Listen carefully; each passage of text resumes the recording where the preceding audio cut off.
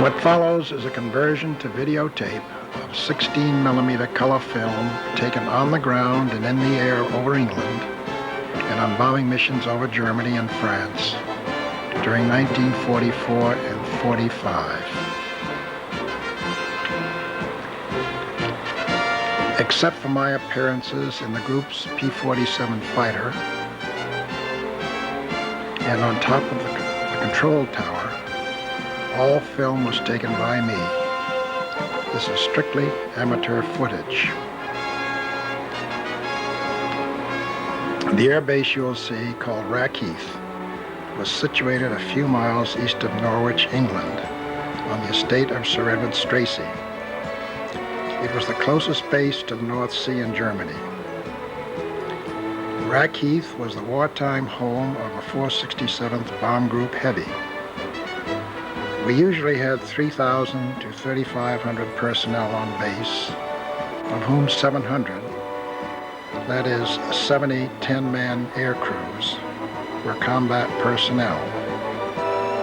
We usually had between 70 and 80 four-engine bombers, which in our case were B-24 Liberators. The 467th established an enviable combat record. Of the 40 heavy bomber groups in the 8th Air Force, the 467th had the best overall record for bombing accuracy, the second lowest loss rate, the most accurate bomb drop ever made on any 8th Air Force mission, and the bomber with the most missions without an abort, that is, a turn back before reaching the target. The name of that bomber was Witchcraft. She had 130 missions without an abort. The 467th was commanded by Colonel Albert J. Shower. I was the deputy group commander.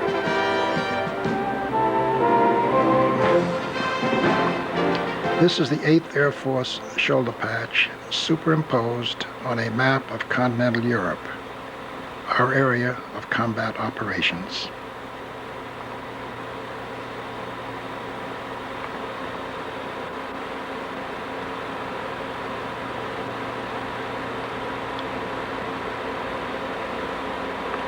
Next, we have our 467th Bomb Group insignia, followed by those of the group's 4 squadrons: the 788's Happy Warrior, the 789th's Flying Boxcar, the 790th's Bomb Thrower, and the 791st Lead Crew Squadron. Our sub-depot repair group also had an appropriate insignia.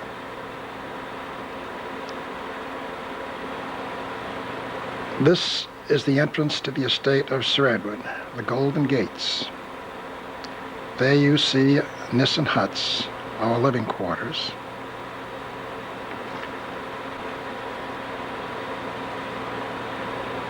The MP box,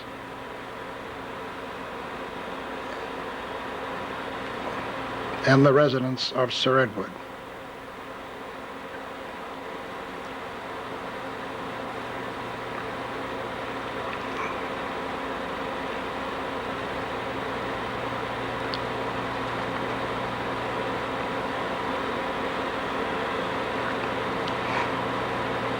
Overhead are some of our planes in the traffic pattern.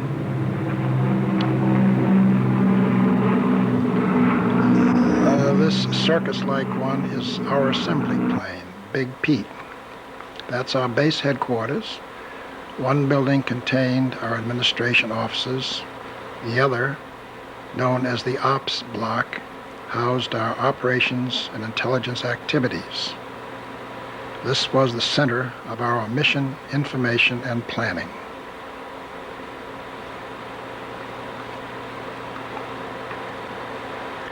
The tenant farmers on Sir Edward's Place continued to operate as best they could without interfering with our activities, or we with theirs.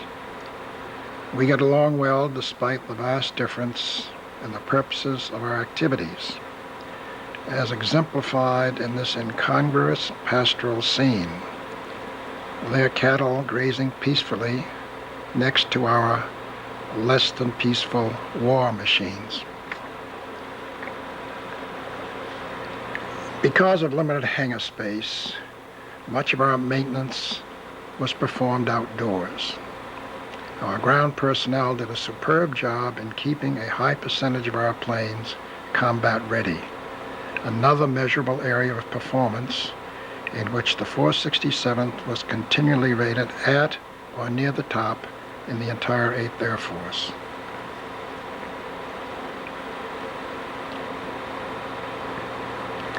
For obvious reasons, our bomb dump was located on the far edge of the base. Those mounds between the rows of bombs are called revetments. Theoretically, should one row accidentally touch off, the revetments might prevent sympathetic detonation of adjacent rows. Our only experience with this was at the not too distant base of Mitfield, where the bomb dump blew and the whole base had to be abandoned. You can see the variety of types and sizes we carried. These are the largest, the 2,000 pounders. We usually carried 4 in each B-24. This scene is somewhat unusual, preparing a plane for a mission during daylight hours. This was usually done late in the day and night, after planes had returned from one mission and had to be readied for an early takeoff the next morning for another. These were taken at a time when we were flying some daylight missions in support of ground troops. As you can see, the bombs being brought to the plane are small, of the anti-personnel variety, and can be easily hand-lifted.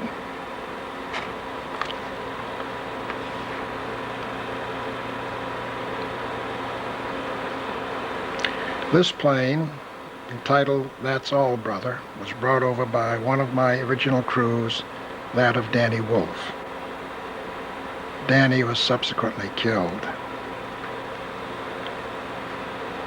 There's a good look at the nose turret with its twin caliber 50 machine guns. The other 3 turrets, top, tail, and ball, also had twin 50s. Here's Big Pete again, our assembly ship. An old war-weary, it was stripped of guns and other non-essential equipment and was lighter and faster than our combat-active planes. Some other examples of our nose artwork.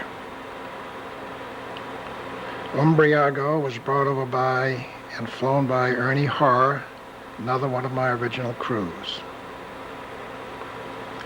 There's Wolf's plane again.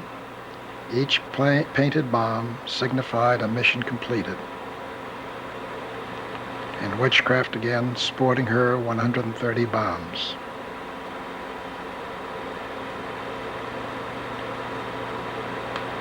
Here the crews, after briefing, are boarding trucks to be taken to their hard stands.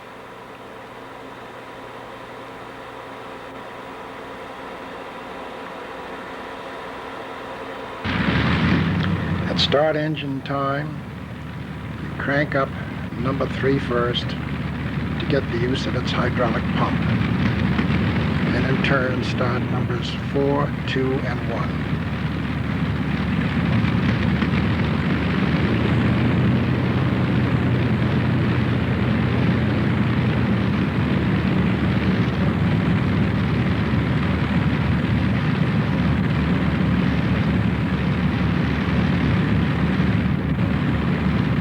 Now we start takeoff.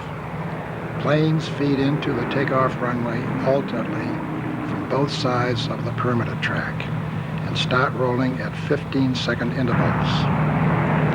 As each plane turns onto the runway, it hugs its own side of the runway during takeoff so as to minimize the effect of its prop wash on the following plane.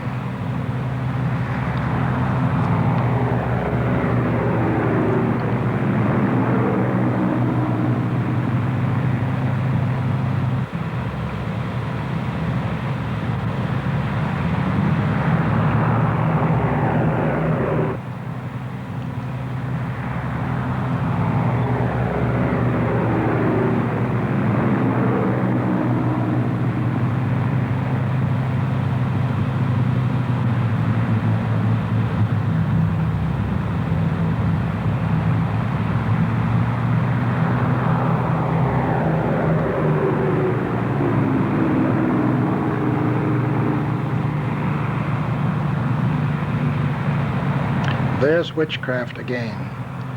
For the crews, even more important than her 130 missions without an abort was that while her skin was punctured very many times and her engine shot out, none of the crews she carried was ever even scratched.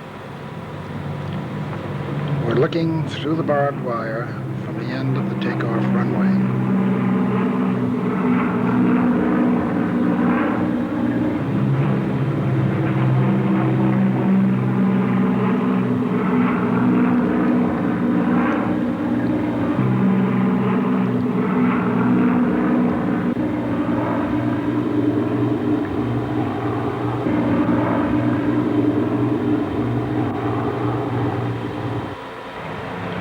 These are the conditions under which we usually took off, sunrise or earlier. You'll see silhouettes of planes as they go by on the perimeter track and also as they cross in front of the sun going down the runway. Taxi and takeoff times for each plane were predetermined by its eventual position in the group formation. The planes took off and climbed individually to assembly altitude, which was usually the same as bombing altitude, roughly 22,000 feet. They climbed at 500 feet per minute while flying on a racetrack course between two radio beacons. Big Pete and the squadron leaders and deputy leaders took off first. The wing planes followed. Upon reaching assembly altitude, Big Pete and the leaders formed the skeleton of the group formation. Big Pete turned on his flashing lights, and the group leader fired flares to help the climbing wing planes find our group and take their assigned positions in its formation. Confusion and even chaos could occur with literally hundreds of planes climbing through layers of clouds in a relatively small area. Mid-air collisions happened occasionally and near misses frequently.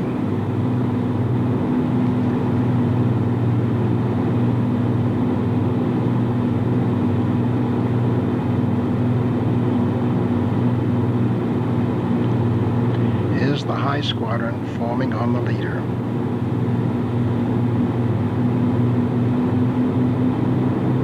Some low squadron planes reflecting the early morning sun.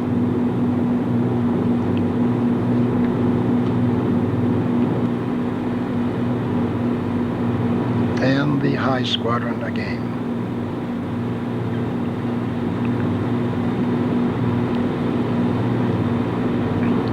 On solid overcast days, you sometimes get two sunrises, one below the cloud and another above. This is the one above.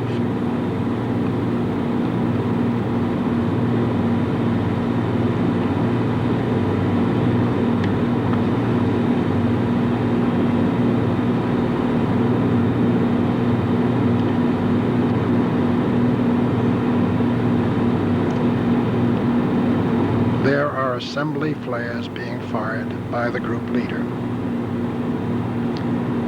From takeoff to completed group assembly usually required about an hour.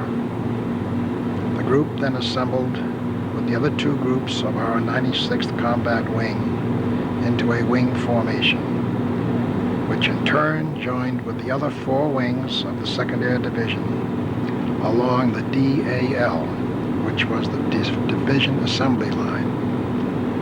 Here's our assembled group.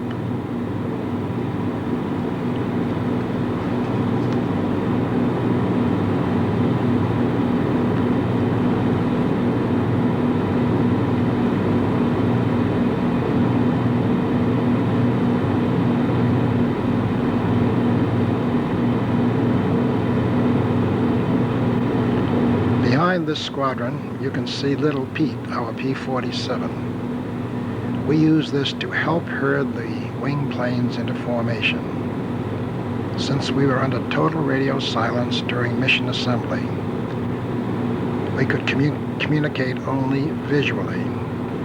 Little Pete would cozy up to a stray plane and by hand signals, direct him to the formation. There's Little Pete again. It was flown only by the group staff pilots, that is, our CO, Al Shower, by me, and by Smitty, our group operations officer.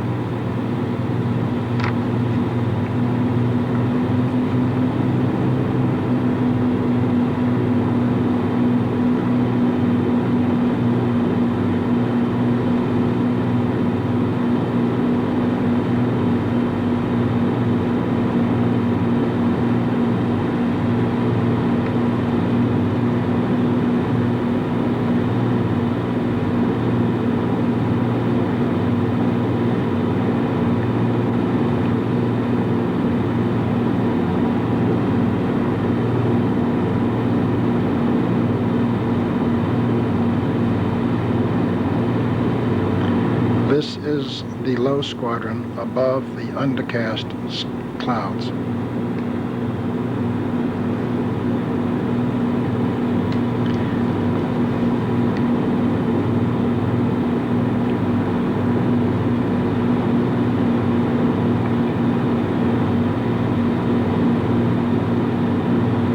And here's the low squadron crossing under on a turn.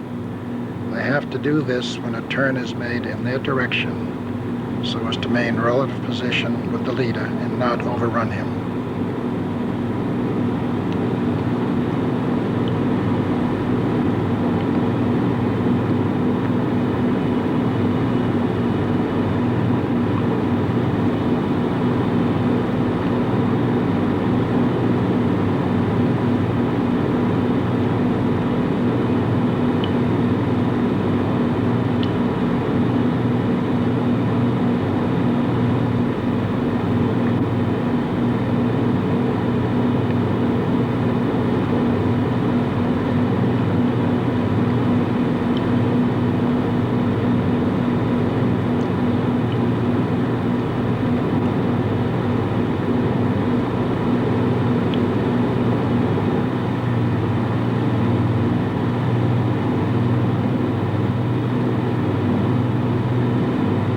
There are some planes from one of our sister groups, the 466th. And there are some P-51 fighter escorts flying in pairs. There's the flare signifying the IP, the initial point of the bomb run. We turn toward the target and open bomb bay doors. That's an unusually loose formation. They'll have to tighten that up to achieve a good bombing pattern.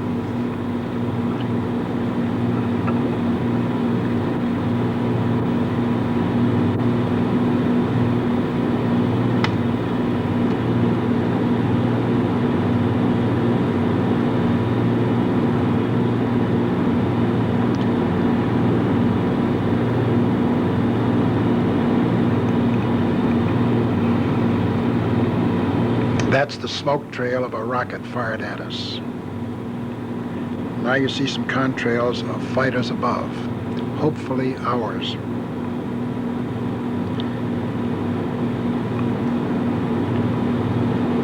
If you watch the upper right corner,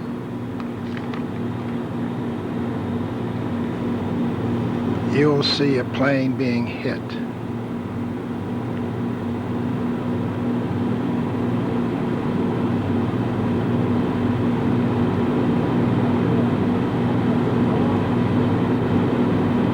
There it is now.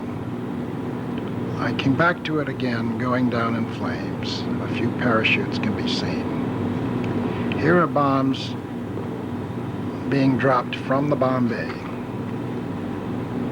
I tried to follow them down to impact, but they're barely visible. Unfortunately, this and the next sequence, both of bombing, suffered somewhat in the transfer from film to tape. The next scene was taken over France, watching our group bomb Point de Grave, a heavily fortified German position on the invasion coast. By sheer coincidence, this was the only time I took a busman's holiday to photograph a mission, and it turned out to be the best bomb drop ever made by an 8th Air Force group. All the bombs landing within 1,000 feet of MPI, which is mean point of impact.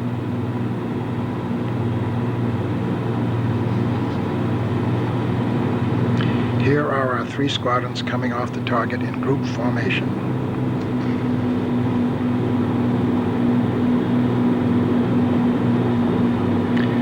Sometimes when our route took us directly over or near potential German targets, the Germans would get their smoke pots going to obscure them from us. Such is the case here with a bridge over the Rhine.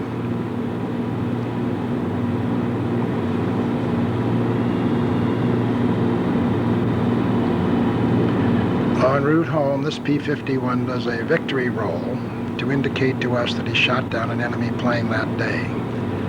Judging by the way he fell out of his roll, he must be much better at shooting than he is at aerobatics.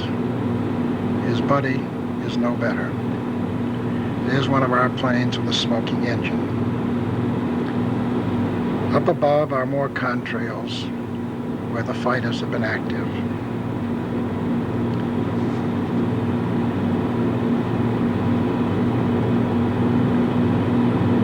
This is one of our squadrons making contrails, which makes visibility difficult for the planes behind them.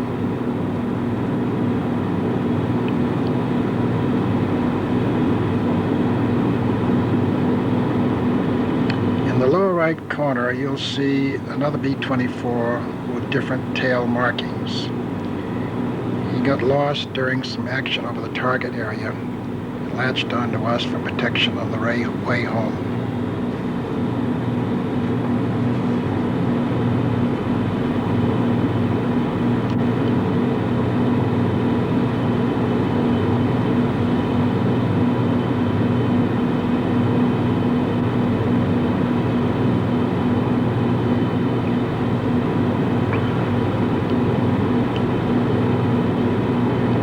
The 2 white lines on the underside of that plane mark the edges of the bomb bay doors. The circle just to the rear is the location of the retractable ball turret. That turret is in the up or retracted position.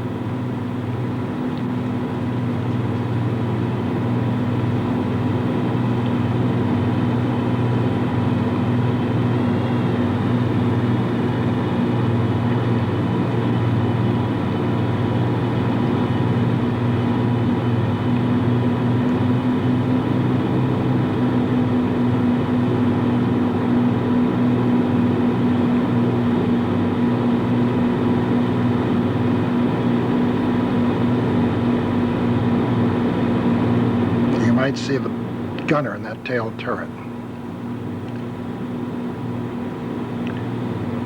This is a frequent return route home over the North Sea. Looking down through those clouds, it appears to be calm and peaceful. Actually, it was turbulent and frigid, and the watery grave for many of the 8's planes and crews.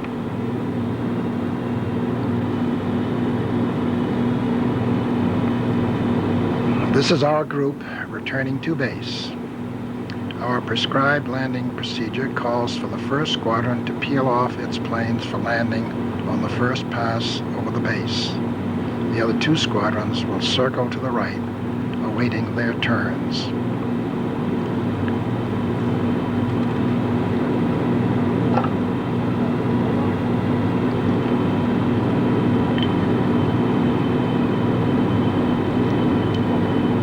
There's the first plane peeling off to the left. He will come over the target so that we can check for damage of which he may be unaware.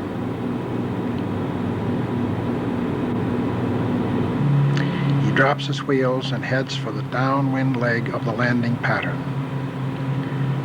Because of the way the crew is situated in the B-24, they could easily receive battle damage and not know it, particularly to the wing. Such damage could materially affect a safe landing speed. We tried to land our planes at the rate of 3 a minute. This was a difficult target which we didn't always meet.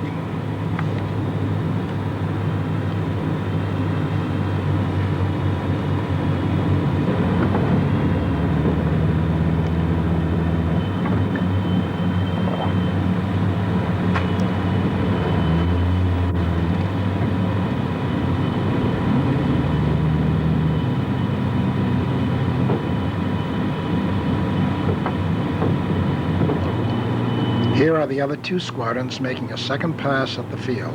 The second squadron will now start its peel-off procedure, while the third will make another circle to the right and peel off its crews on the next pass.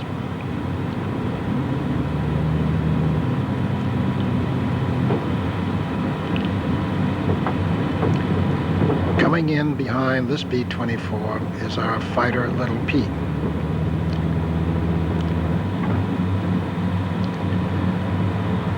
The P-47 was the Air Force's heaviest single-engine airplane. Fully loaded, it weighed 14,000 pounds, was powered by a Pratt & Whitney R-2800 2,000 horsepower engine, and sported 8 50 caliber machine guns.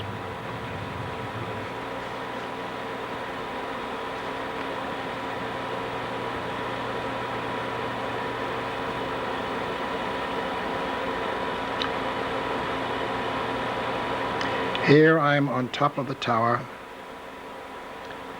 with Ross Voiles. As each plane passes over, we gave it a quick check for underside damage.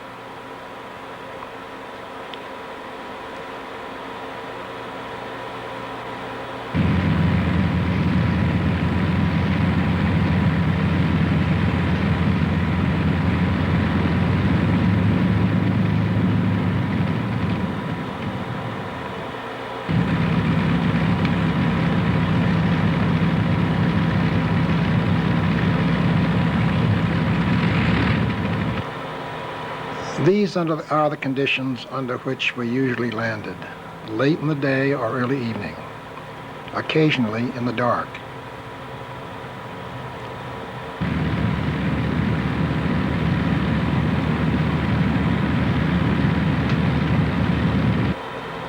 Some P-51s are landing on our base for refueling. As mentioned earlier, ours was the closest base to Germany. Occasionally we receive such visitors low on gas, including some RAF friends at night. That big 4-bladed prop and powerful Rolls-Merlin engine pull that little airplane along at a pretty fast clip on the ground as well as in the air. The white spinners on their nose are part of their identification markings for their group.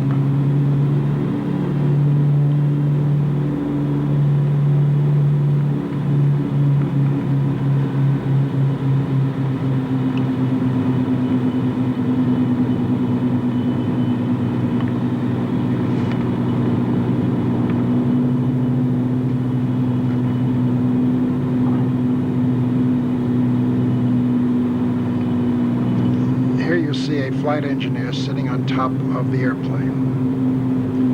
After a landing, plane rolls to a near stop and turns off the runway. He opens the top hatch and climbs up, where he has much greater visibility than the pilot or co-pilot and can be helpful in navigating on the ground. He performs that same function at the start of a mission in taxiing from the hard stand to takeoff position. In the dark, he carries a flashlight, and his assistance is even more valuable, sometimes critical, such as when taxiing in tight spots.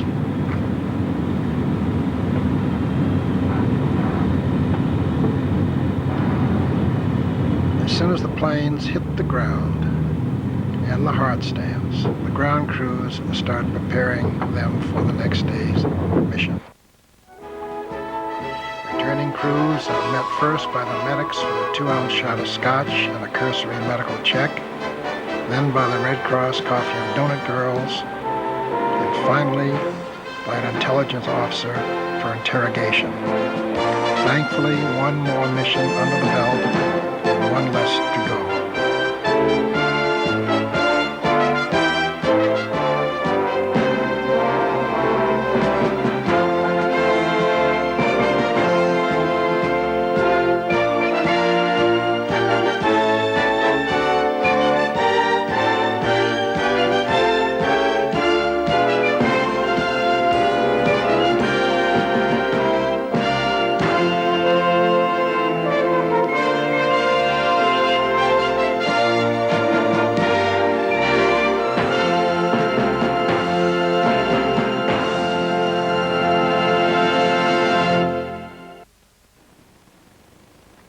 I have two more pieces of film which I feel are a part of the 467th story. Because both are in black and white, I did not integrate them with the color film you've just seen. Color film was hard to come by in those days, and I was fortunate to get as much as I did. For each of these two occasions, I had only black and white film available. The first is about our famous plane, Witchcraft.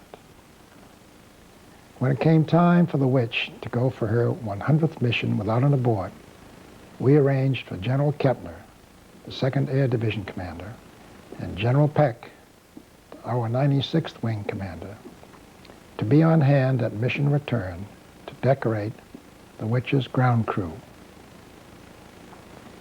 It remained for us to select a mission from which she'd be almost certain to return unscathed. In the parlance of that day, a milk run. As you know, she made the 100th and went on to make 30 more without an abort, the most by any bomber in the 8th Air Force. In the film, you'll get a brief glimpse of the ground crew, known as the League of Nations. The crew chief, Joe Ramirez, of Mexican extraction, the assistant crew chief, George Dong, of Chinese, and the rest of the crew, Joe Vetter, Ray Betcher, and George Elliott, of German, Dutch, and plain old American. The air crew flying the mission that day was Lieutenant Laszlo's, with Lieutenant Matt Niemeyer as co-pilot. The second piece of film shows a periodic ritual somewhat unique to Rackheath. The formation, review, and parade of the entire group in Class A uniform up on the main runway. Frequently, as on this occasion, awards were also given out. This day they were being presented to members of our 479th Sub-Depot Repair Group, so their commander, Colonel Frank Krieger, assisted Colonel Schauer in making the presentations. Unfortunately, the fellow to whom I gave my camera to cover the ceremony was not well versed in handling a movie camera, as will soon become evident.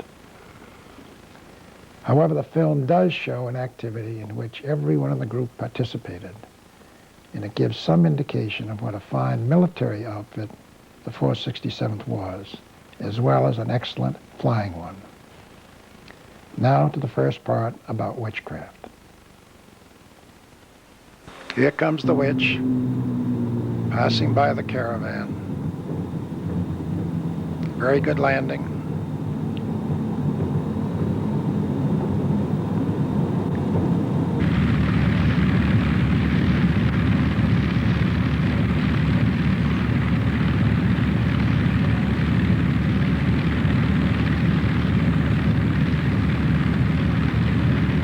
Ramirez looking her over while she's still rolling.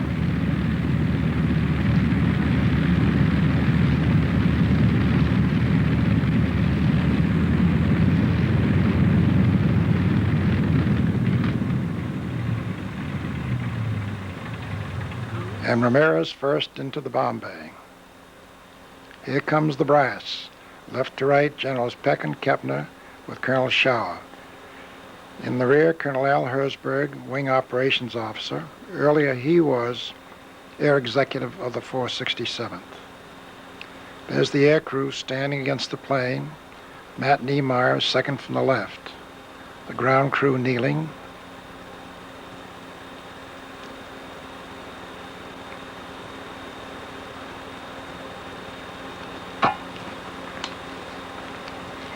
waiting for the painting on of the 100th bomb. In the lower right corner, Captain Calvin Horn, our group photo officer. There's Joe doing his thing, getting a lot of advice from the people below.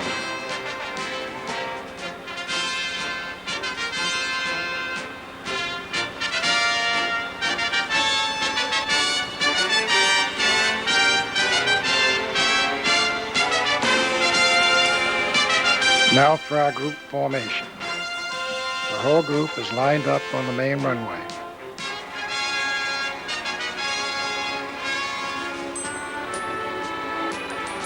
The group staff on its way to review the troops. In front is Colonel Shower with Colonel Iron Walker, our ground executive. Next is Colonel Frank Krieger, our sub-depot CO. Then Colonel Walter Smith, our group operations officer, and me. Darnell reads the citation. Colonel Shower pins the medal on. And Colonel Krieger gives him the box it came in.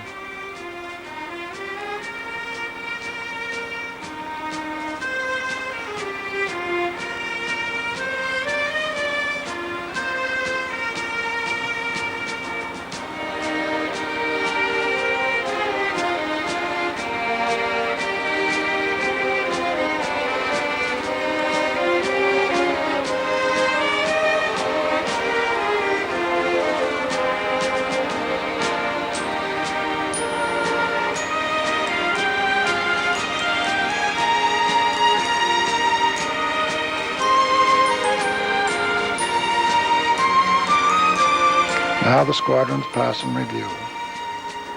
That's our own 467th Band leading, followed by squadrons in numerical sequence. The 788th, the 789th, 790th, and the 791st. These in turn are followed by attached units stationed on the base.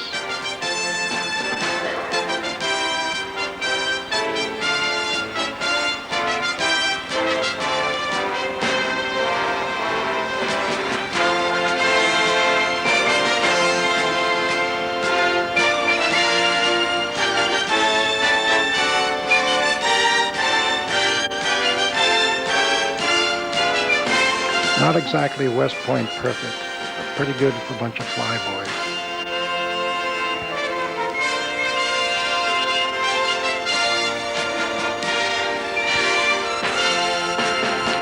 And that is the end.